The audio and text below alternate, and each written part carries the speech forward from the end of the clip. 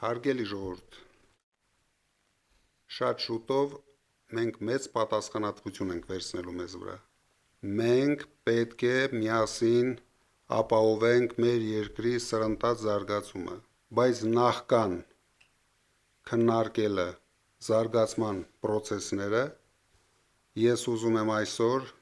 ֆիքսենք, ինչ ենք մենք ժառանգում նախորդ ապիկար իշխանությունից։ Ժառանգում ենք կորսված երկրորդ հայրենիք, Հայաստանի ինքնիշխան տարածքում օկուպացված տարածքներ Ադրբեջանի կողմից, արյունալի պատերազմի հետևանքով մի քանի անգամ մեծացրած եռաբլուր, մեր հիմնական դաշնակիցների հետ շանտաժի լեզվով խոսելու հետևանքով բացարձակ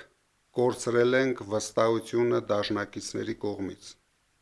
Հայաստանը դարձրել են աշխարհաքաղաքական բախման կենտրոն։ Մեր լավագույն հայրենակիցները այսօր գտնվում են Բաքվի բանտում։ Տնտեսության մասով ամբողջությամբ տապալված տնտեսություն, 21% աղքատություն,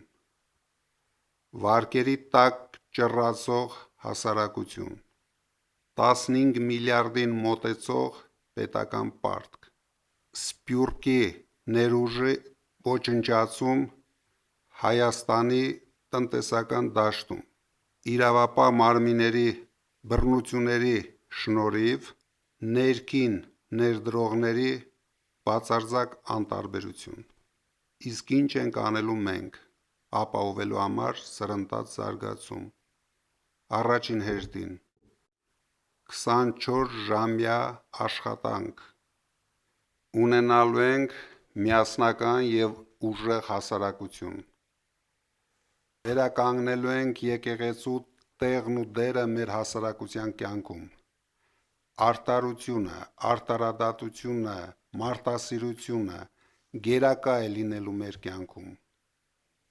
Եվ ինչպես խոստացել էինք, ունենալու ենք երաշխավորված ռեալ խաղաղություն, ինչը ես նույնպես երաշխավորում եմ։ Հիմա Նարեկ Կարապետյանը կներկայացնի, ինչ քայլերով կապահովենք Հայաստանի տնտեսության սրընթաց զարգացումը։ Շնորհակալ եմ խոսքի իրավունքի համար։ Ինչ ծրագրեր ունենք մենք մոտակա ժամանակաշրջանում։ 2 շաբաթվա ընթացքում առաջարկվելու ազգային ժողովին օրենք, որով փոքր բիզնեսը ազատվելու է շրջանառության հարկից։ Դա ապահովելու է 5 տարվա ընթացքում 50,000 նոր աշխատատեղեր։ Կուզեի նաև նշել, որ մենք 300,000 նոր աշխատատեղեր ենք ստեղծում մեր հայրի համար, բայց Փաշինյանի կառավարությունը արդեն բացել էր Հայաստանի դռները 300,000 ադրբեջանցիների համար։ Երկրորդը, միջին բիզնեսի համար եւ նաեւ մեծ բիզնեսի համար մենք ապահովելու ենք տնտեսական այնպիսի պայմաններ, որ մեր երկիրը ամենամրցակցայինը լինի տարածաշրջանի բոլոր երկրների հետ համեմատած։ Օրինակ, միջին բիզնեսի համար կստեղծվի Հայաստանում տեղայնացնելու ծրագրեր, հայկական արտադրանքը զարգացնելու ծրագրեր, որ մեր երկիրը ներմուծումամբ չզբաղվի, այլ տեղում արտադրի։ Հայաստանը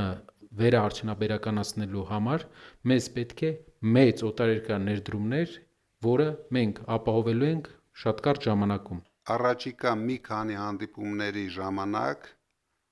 մենք սկսելու ենք ներկայացնել մեր տնտեսության զարգացման նոր